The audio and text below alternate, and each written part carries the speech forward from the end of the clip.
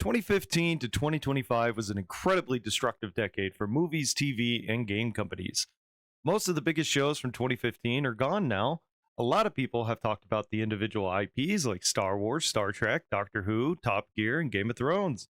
I want to talk about the broader topic of why I think everything went south. Top Gear. For a long time leading up to the punch that ruined the most popular show in the world, there were many people at the BBC who hated Top Gear guys because they represented toxic masculinity.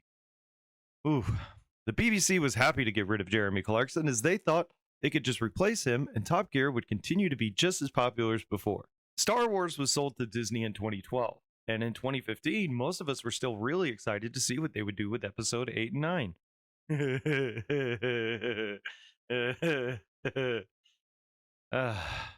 Unfortunately for Disney, we have seen those and all other things they have put out under that IP. Disney is still yet to recover the cost of buying Lucasfilm.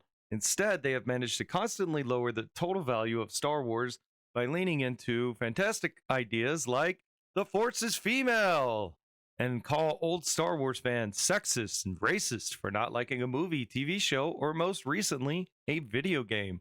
The last 10 years has seen a giant rise in content geared towards critiquing Star Wars, and those are the only profitable things associated with the brand anymore. Just go look at the Acolyte coverage. More people watch people review the Acolyte than watch the TV show. Fantastic. Star Trek was rebooted in 2009, and like them or not, the first two movies from J.J. Abrams were a pair of financial successes. They were gaining momentum, with Into Darkness making more than the 2009 Star Trek. Mainstream audiences were excited for more Star Trek, and in 2015, the franchise was headed in the right direction. Then Alex Kurtzman took over Star Trek, and now it too is a mostly dead universe, with the only thing worth watching that came out in the last 10 years being Picard Season 3. Doctor Who kind of got a head start with the poor writing that led into the Capaldi era, but the majority of the fans were still there until Jodie took over. Since 2015, it went from a global superpower known far and wide to on the verge of being canceled again, with Ncuti Gatwa, the star of the show, quitting and rumors flying that the show will be shelved for at least 5 years. Now, I personally went from a mega fan, watching or listening to every Doctor Who thing, to not even caring about the 60th anniversary. In 2015, the worst of the MCU movies were Iron Man 3, Thor 2, and Age of Ultron. Not great movies for sure, but they didn't destroy the fan base's interest in future movies. Over the last 10 years, the MCU has reached its peak with Infinity War and crashed into the ground. Movies like The Eternals, Shang-Chi, Marvels, Doctor Strange Mom, Ant-Man Quantumania have led us to the point where more than half the audience is gone. DCU suck. In 2015, we had already seen Superman commit mass feticide against the last of the Kryptonian race, but we had yet to see Batman scream, "Why did you say that name?" Nor had we yet experienced the joy of Batwoman, Justice League, Snyder Cut, The Flash, or Suicide Squad Kill the Justice League. Who thought that was a good name for anything? I mean, even the abbreviation is SSKTJL. Like, settle down. The whole thing crashed so hard they rebooted the entire universe. Of course, the end result of the fall of the MCU and DCU being awareness to go see more superhero movies. Now, I would like to pivot from franchises that fell from grace to ones that started out as total crap. For this, I would like to point to Amazon Studios as the winner for pissing the most money away. Between Lord of the Rings of Power, and the Wheel of Time TV show, they spent almost $2 billion. Yes, billion, with a giant capital B. Now, there are many great channels out there who have covered Rings of Power and its terrible story. They break down everything that is wrong with it, and I'd recommend Random Film Talk as one of the creators who have amazing videos on that show. Since I personally did not watch Rings of Power, I can't comment on its quality. What I can talk about is the fact that Rings of Power has lost over 60% of its viewership in 2 seasons.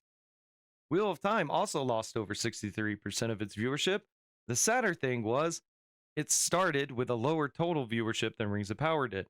There are many reasons these shows failed to make a cultural impact, despite being 2 of the most popular high fantasy IPs out there. With the power of hindsight, I'm excited to give those reasons to you now, dear viewer. 1. They fired the guy in charge and promoted Jennifer Sulke to head of Amazon Studios. 2. DEI requirements were brought into the company starting soon after in 2018, which led to a shift in focus away from trying to accurately adapt these stories to instead bringing them into the modern age. 3. Ideas that were considered old fashioned were changed to more accurately represent the values of the writers of the show.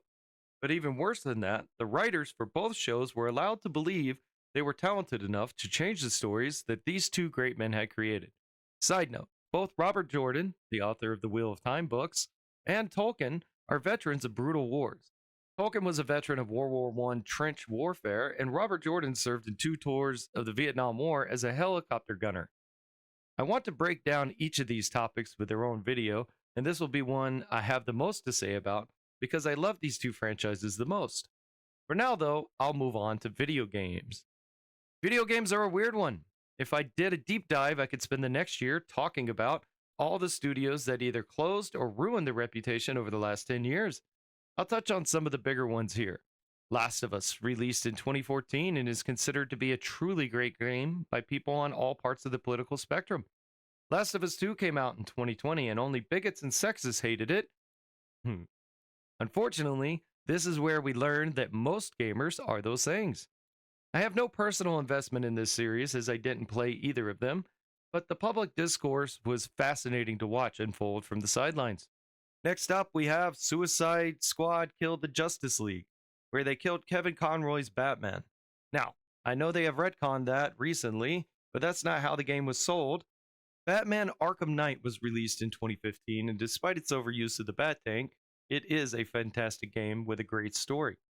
It was a great way to end that series. Unfortunately, they didn't, and instead released one of the most mean-spirited things I've seen in a while. SSKTJL. Go fuck yourself. That game failed on all fronts and cost the studio an ungodly amount of money. Watching it burn was the only enjoyable thing about it. There are many more examples I could give involving video games, but I can't get bogged down in who killed their game the hardest. I'll do more in-depth videos about each of these topics. Just let me know in the comment section if there is one you want me to cover. Also, if you like this video, please subscribe as it will really help me out. Now that my begging is done, let's move on to game studios that have closed or who have lost billions over the last 10 years. Studios that have closed are Lionhead Studios, Visceral Games, Pandemic Studios, previously acquired by EA, Alpha Dream, Firewalk Studios, Ready at Dawn, Pixelopolis, Pixelopus,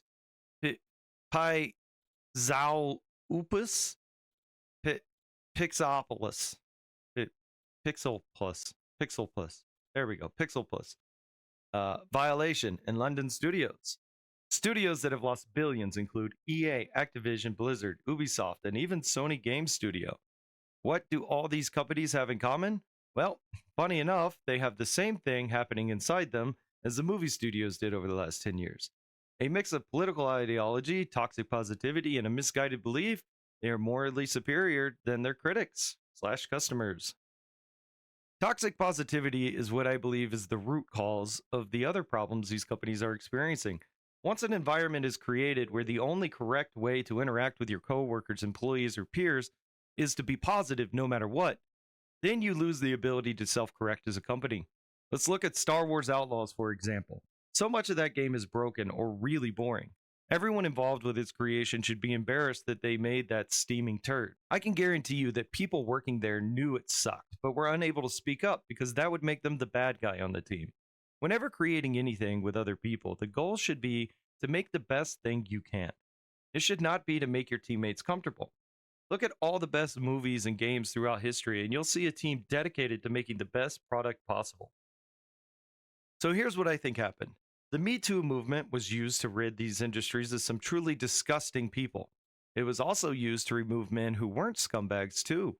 Powerful men across the entertainment industry became terrified that a woman would make some shit up about them if they didn't agree with them. This led to the rise of HR departments. HR departments introduced the DEI requirements, and this led to an overfocus on race, sex, and gender, instead of focusing on gameplay or story. People started making fun of things they thought were stupid or that didn't make sense, and these companies introduced the most brilliant strategy of all, calling your customers racist, sexist, and bigots, followed by telling them not to watch or play their products. Well, good news for them is that most people listened, and as a result, the last 10 years has been a devastating decade for the entertainment industry. Many people online like to talk about the culture war. I personally would rather talk about how these companies committed the biggest mistake of all, taking their success for granted. They acted like we should give them our money because the things they were making had the same name as the things we loved. The problem is they changed everything about those things and then got mad at the customers when the customer no longer wanted what they were making. This is part one of a series I'm going to do where I open the floodgates of mytism and deep dive the last decade. I truly hope you found this entertaining and will join me as I walk down memory lane and relive the deaths of all my favorite media franchises. Thank you for watching. I'll see you soon. Please subscribe so my wife will stop beating me. It hurts so much.